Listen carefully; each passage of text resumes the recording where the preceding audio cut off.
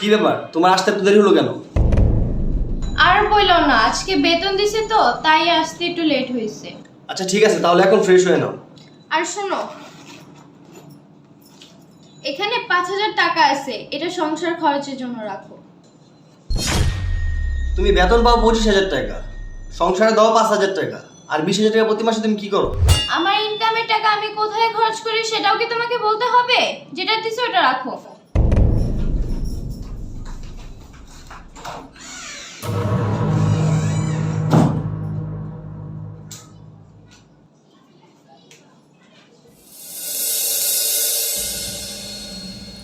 আমি পারভেজ, মধ্যবিত্ত ফ্যামিলির একটা ছেলে। খুব ছোট একটা চাকরি করি, বেতনও খুব বেশি নয়। অনেক আশা নিয়ে তিশাকে বিয়ে করেছিলাম। ও মাস্টার্স কমপ্লিট করা একটা মেয়ে। ভেবেছিলাম ও একটা চাকরি পেলে দুজনের ইনকামে টাকা দিয়ে সংসারে কিছুটা তো সচ্ছলতা আসবে। এখনও ভালো একটা চাকরি করতেছে, 25,000 টাকা বেতন পায়, কিন্তু প্রতি মাসে সংসারেও 5,000 টাকা দেয়। আর 20,000 টাকা কী করে আমি কিছুই জানি না। জিজ্ঞেস করলেও রেগে যায়, আর আমার কিছু বলারও থাকে না। এটা তো স্বাভাবিক, ওর ইনকামের টাকা আমি কেন জিজ্ঞেস করব? আচ্ছা, ও আমাকে ঠকাচ্ছে না তো? না, আমি আর কিছু ভাবতে পারতেছি না। ধর,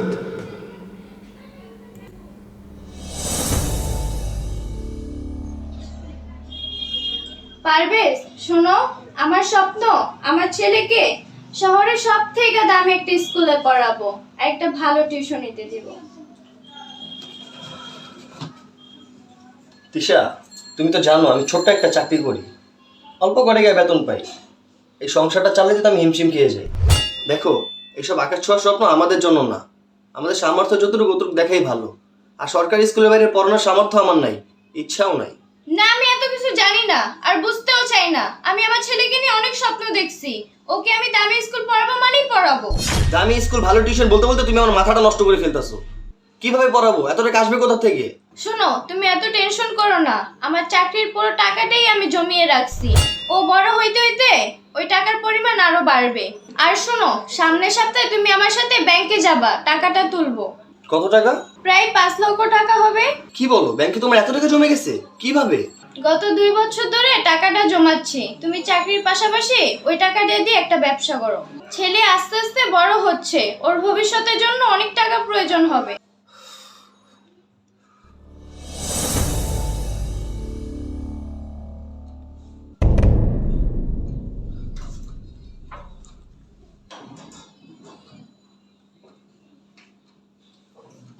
বৌমা, বৌমা, আম্মা, কি হইছে?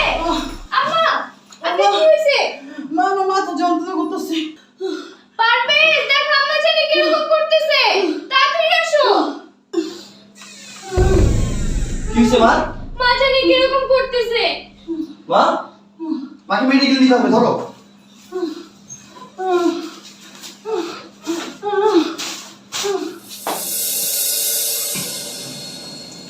স্যার, এই যে আমার রিপোর্ট। আচ্ছা, আপনি বসেন।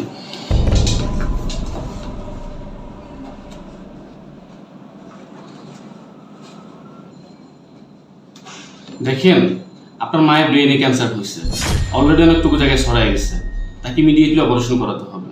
তাহলে অপারেশন শুরু করেন ডাক্তার সাহেব। দেখেন, আমাদের দেশে তো ক্যান্সারের ভালো কোনো চিকিৎসা নেই। আপনি এক কাজ করেন, আপনার মাকে নিয়ে যত দ্রুত সম্ভব মাদ্রাজে চলে যান। আশা রাখছি ওখান থেকে ভালো একটা চিকিৎসা পাবেন আপনি। ডাক্তার সাহেব, কত টাকা খরচ যেতে পারে? মিনিমাম 4 লাখ তো লাগবেই। 4 লক্ষ টাকা?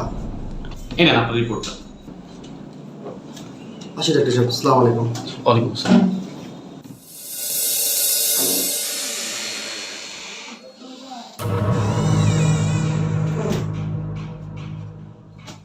ও তুমি আসছো, আমি বাবুকে ঘুম পাড়ায় তোমাকে খাবার দিচ্ছি, তুমি ফ্রেশ হয়ে নাও। মার কি অবস্থা? মা কি করে?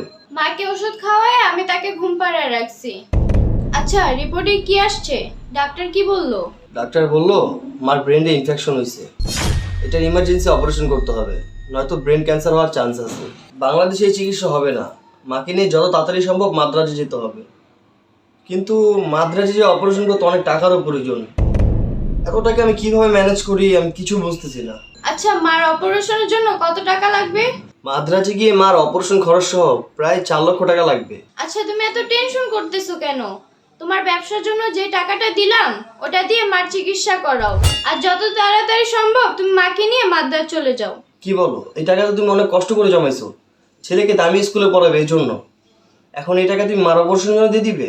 পারভেজ শোনো, সাধারণ স্কুলে পড়েও অনেকে অনেক কিছু হচ্ছে, বড় কিছু হতে হলে যে বড় স্কুলে পড়তে হবে এরকম কোনো কথা নেই।